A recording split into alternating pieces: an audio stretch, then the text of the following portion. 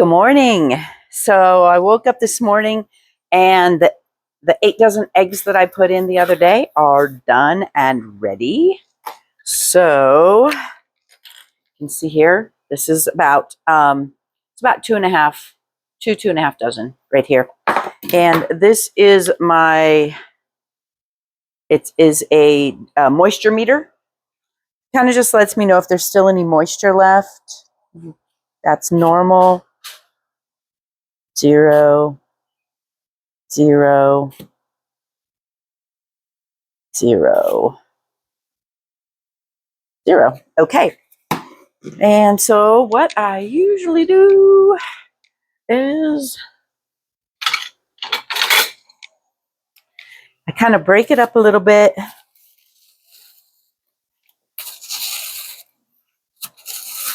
Like so. I put it in my, that's been used. Get a new one. My Mylar bags. And I write on it 2.5 dozen eggs.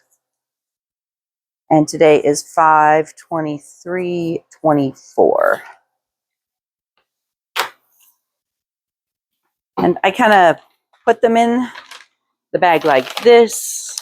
Makes it a little easier. Try to keep stuff in. Let's see if I can try to do it this way. And I just kind of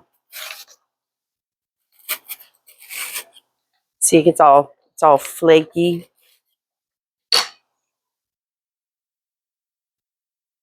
These are all eggs from my chickens. We had an abundance. See, I make such a mess. We had an abundance, and so I figured might as well store them for later. I couldn't keep them fresh forever, so it's time to store them. And these will last for up to about 25 years from what they say.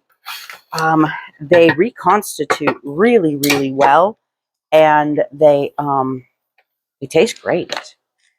And Rusty says they even taste better than regular scrambled eggs. So, and he's my egg connoisseur, so.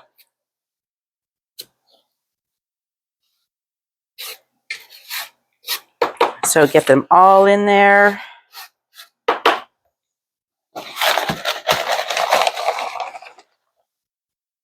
Let's go down here.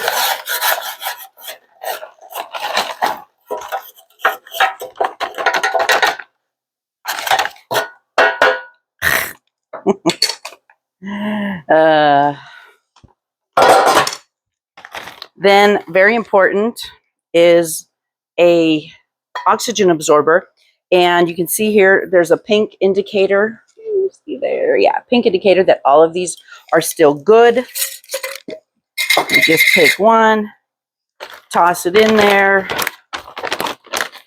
and then I bring it over to my sealer and seal. I do it a couple of times. Nice and sealed. And then on to the next.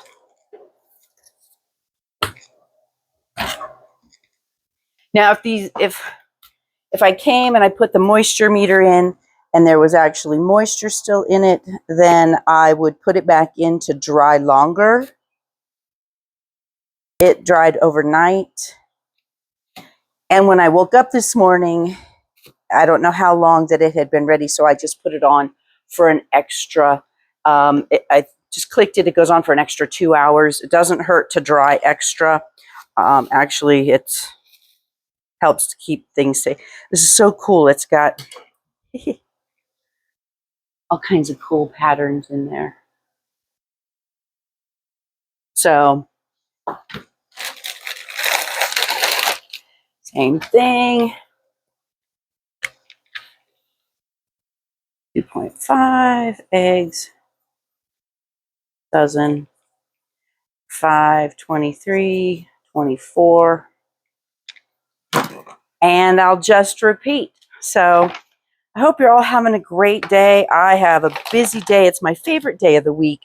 Today's Bible study day. Well, today's the day I get together with other women from around the country on a call, and we discuss what we've studied through the Bible through the whole day or through the whole week. And this week we are studying the Sabbath rest of the land, which is really cool.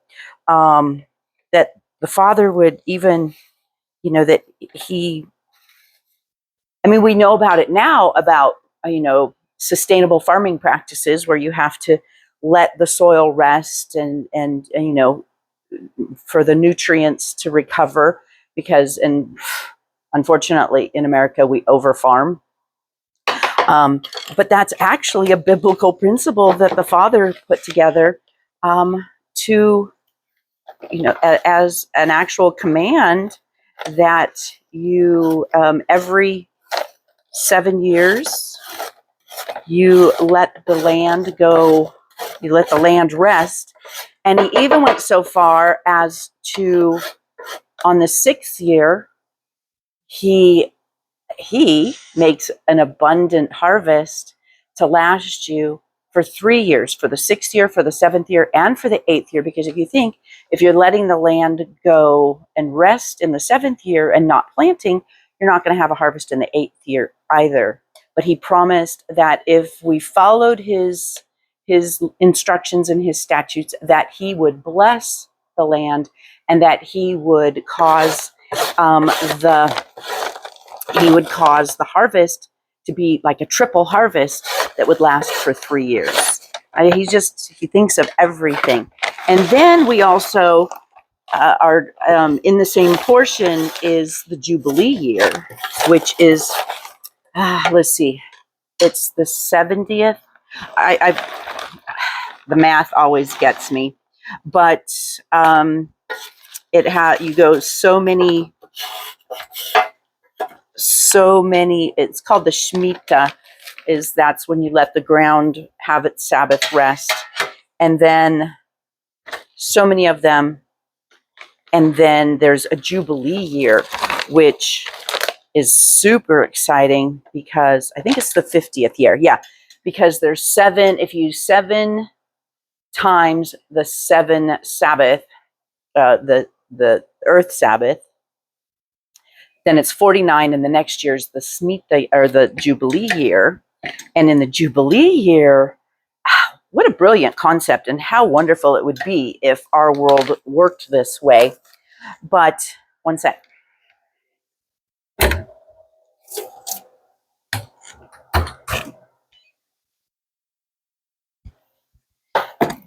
That everything reverts back. So if you had fallen on hard times and you had to sell your property, or in those days you would become like an indentured servant, where you would actually, let me test it. You would work for someone, for basically room and board and your needs. But on the 50th year, everything would go back. And even if you sold your property, it would be restored to you. How beautiful is that? And how it would be. And you're not able to charge interest. And, it just, what an Elohim of compassion that our Father is. That, we don't even pay attention to how compassionate and wonderful that he is, that he thinks of these things, so yeah, setting the captives free. And it all points to our Messiah, which is just, it's so beautiful when you really start digging in. I've been saying here this whole, ever since we got into Leviticus, because Leviticus is one of those books that you don't think of being a page turner. It's like, let's just get through it so we can get to something exciting. And when you really slow down and start to really prayerfully study, small portions at a time, which is what we do with the Torah portions, is we study a small, in fact, this one, it's only one chapter for the whole week. Oops, forgot. Getting sidetracked here. I'm working on my cognitive skills of doing multitasking, talking and working, and I'm not great at it. So 2.5. And I'm realizing that this is more like 2 dozen eggs. Well, we're going to go 2.55 because I think actually there was 9. I don't know. Anyway, it doesn't matter. So it's 5, 23, 24. So anyway, where was I? About the Torah portions, and really what it is the Torah portions is the first 5. Torah is the instructions, and it's the first 5 books of the Bible where our Creator gave his instructions for right living to Moses to give to the people who chose to follow him and live in covenant with the Creator. One sec.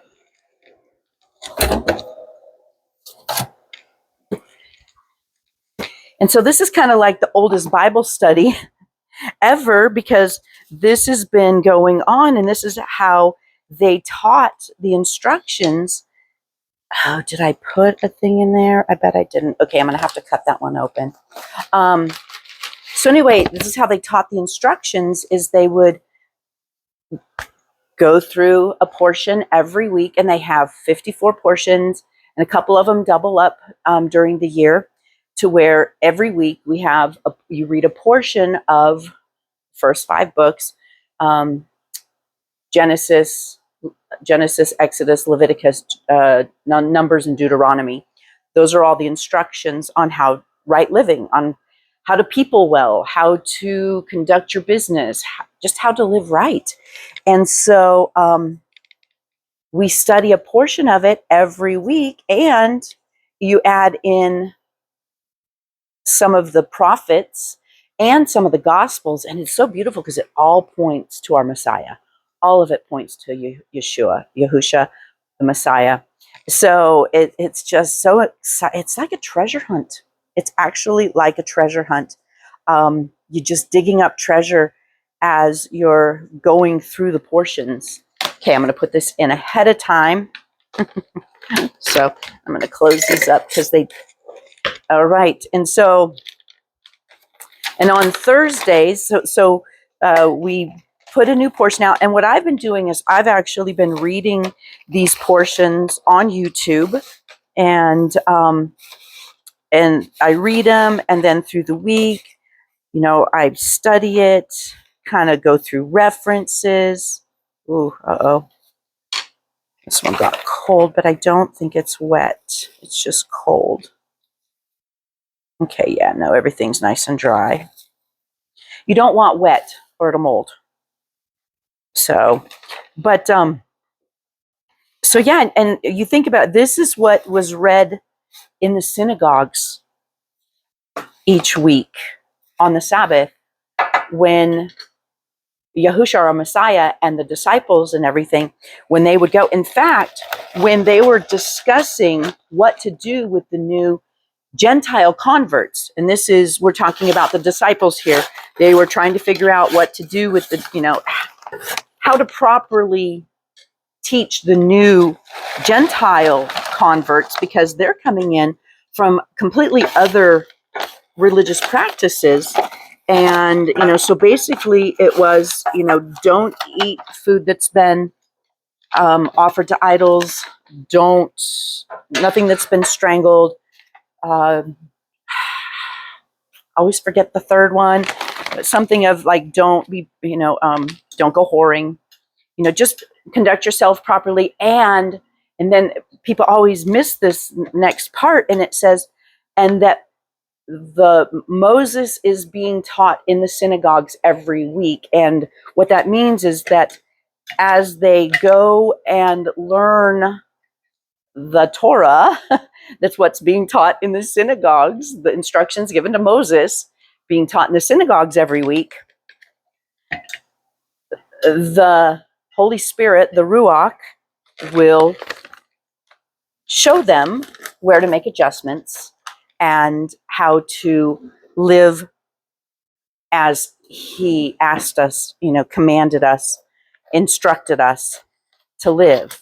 And so it's exciting to be doing the Torah portions and learning his ways instead of our ways. There we go. So anyway, I'm going to put these all away, and I'm going to get myself cleaned up and ready. I'm going to do a little bit of last minute studying.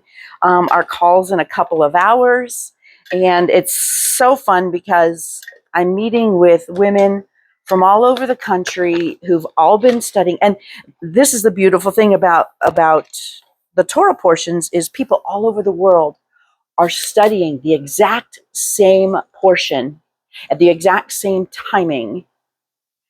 We're all on the same page, and we're all focusing on learning how to live life the way the Creator designed us to live life and the instructions that He gave us to live well. It's such a beautiful thing. So if that is something that interests you, I would love to have you join us. If this is something that's like, oh, I would love to learn more about the Bible and how our Creator really wants us to behave and learn and grow and be and thrive, because the instructions are all about the preservation of life and how to live well. I mean, like the dietary laws, people are like, oh, we're not under the law, we can eat whatever we want. Yes, we certainly can, but the foods that he say are unclean and unhealthy for our bodies, like the shellfish, they're bottom feeders. Pigs have a very short digestive tract, and they eat gross bacteria, parasite filled things. They have a short, their digestion takes only about 4 hours to get through them. They don't have any sweat glands, and so there's no way for them to detox. All of the toxins that they consume go into their meat, and the parasites that they consume go into the meat. And with that, then we eat that. And it's even cooking, some of the parasites even make it all the way through cooking at a high heat. So, but with pork, same with camels. Camels don't have sweat glands either, and camels are considered unclean. But where like with sheep, goats, cows, things like that, their digestion takes a long time. Plus, they're only eating grass and plants. Goats, they may eat a few other things, but they're not eating bacteria-ridden, parasite-ridden things. Like, pigs they'll eat anything dead that's been, decaying, and they'll even eat their own. If they have a sick baby, they'll eat it. And all of those toxins go into their bodies. Whereas with cows, they're eating plants, and they have a longer digestive, it takes longer for them to digest everything. They've got 4 stomachs. And so it takes a long time to go through, and they're able to sweat out toxins. And so with that, your toxic load and parasitic load are much less. So anyway, get off on a tangent on the eating, the biblical eating, but when you start to understand the Creator's, the reasoning for what He's doing and what He's requested, or the instructions He's given us, was all for us to live healthy, to thrive, maintain our temples, our bodies. So anyway, if that's something you'd like, if that sounds interesting to you, something you'd be interested in joining us, let me know, and I can get you the link and help you get all started where we're at. This week is week 32. And so, like I said, there's 54. We're pretty much just a little bit halfway through the portion. It ends at the fall feasts, and then it starts over. And it's just, like I said, I would never in my wildest imagination ever would have thought that I would have just so thoroughly enjoyed Leviticus. And Leviticus is so full of hidden treasure that it's just amazing. It's so beautiful. So join us. We'd love to have you join us. Have a beautiful, blessed day, and I'll see you here again in the kitchen soon. Bye.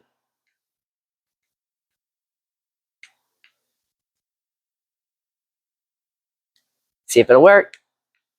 May have to come over and turn it off myself. Yep. Okay. Bye.